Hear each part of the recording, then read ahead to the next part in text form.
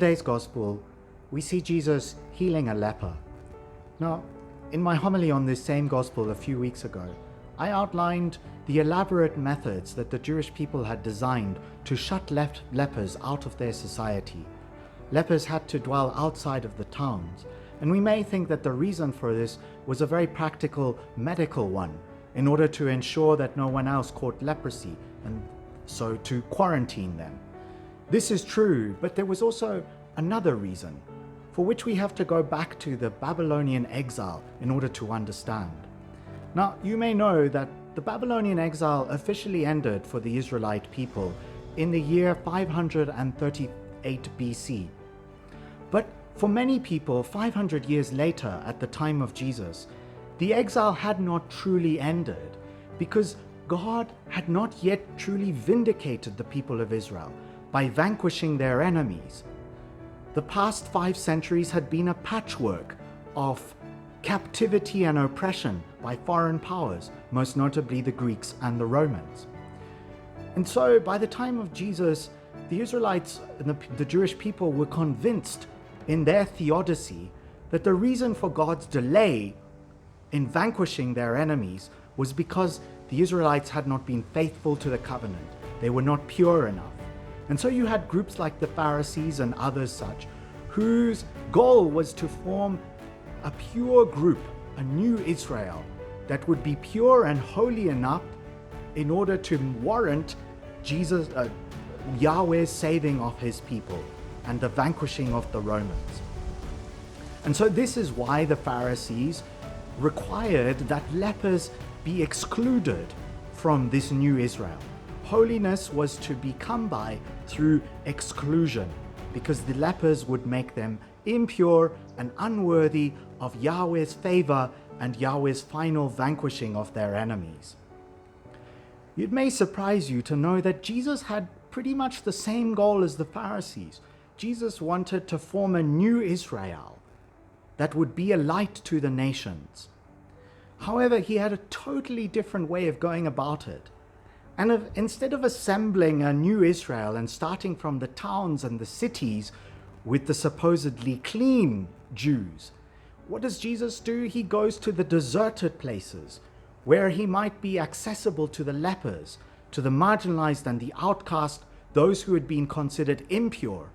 And he renders them pure and acceptable and holy before God.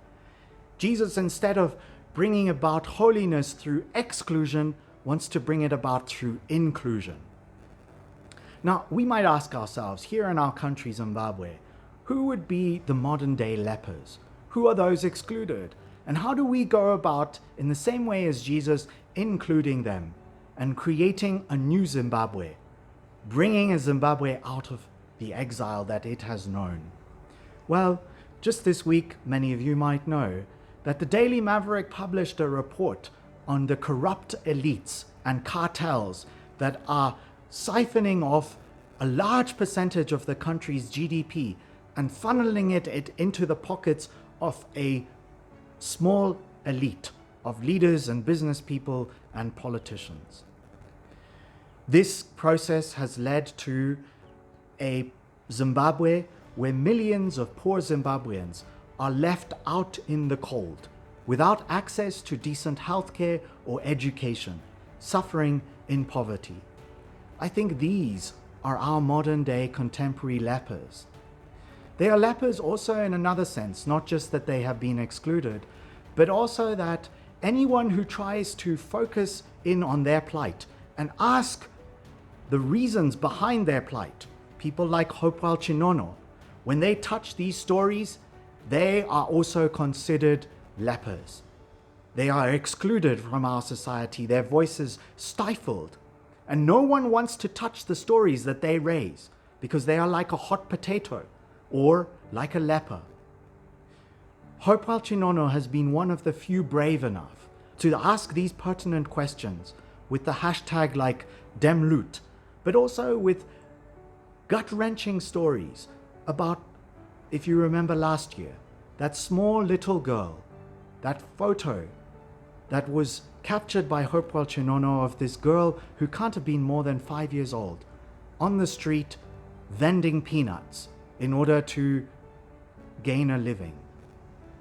Hopewell Chinono asks the question of why such girls are reduced to such poverty, why they have their childhood stolen from them, why they must vend in order to make a living. People like Fadzi Mahere has followed his courageous example by tweeting stories of police violence and asking why a small child, not more than a year old, must die because of police brutality. They have suffered. They have run the risk of catching the leprosy, of catching the disease by asking these very dangerous and controversial, subversive stories. And they have been thrown in prison. They have caught the leprosy. They have also been excluded from normal society. Their voices tried to be stifled. People like Fadzi Mahere have suffered and actually caught the disease itself. From her time in prison, she caught COVID-19, from which she has thankfully recovered. But I think that the true leprosy that is facing us as Zimbabweans, the true disease that we have, is precisely this desire not to get involved with these controversial stories. No one wants to touch them. We're all comfortable staying in the towns and the cities. We do not want to go out to the deserted places. Most of all, we don't want to ask ourselves the question, why are there so many people shut out in the cold in those deserted places? Why are there so many lepers? No one wants to ask themselves this question. But Jesus' challenge to us in today's gospel is to go and stand with those lepers, to follow the example of Hopewell Chinono and Fadzi Mahere, to ask these dangerous questions, to create a new Zimbabwe, to bring our Zimbabwe out of exile, and to realize that we will only create this new Zimbabwe through inclusion, not through exclusion.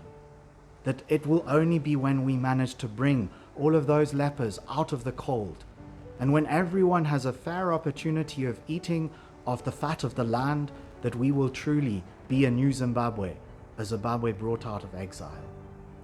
Let this be our hope that guides us through our next week and through the next months. God bless you and have a good day.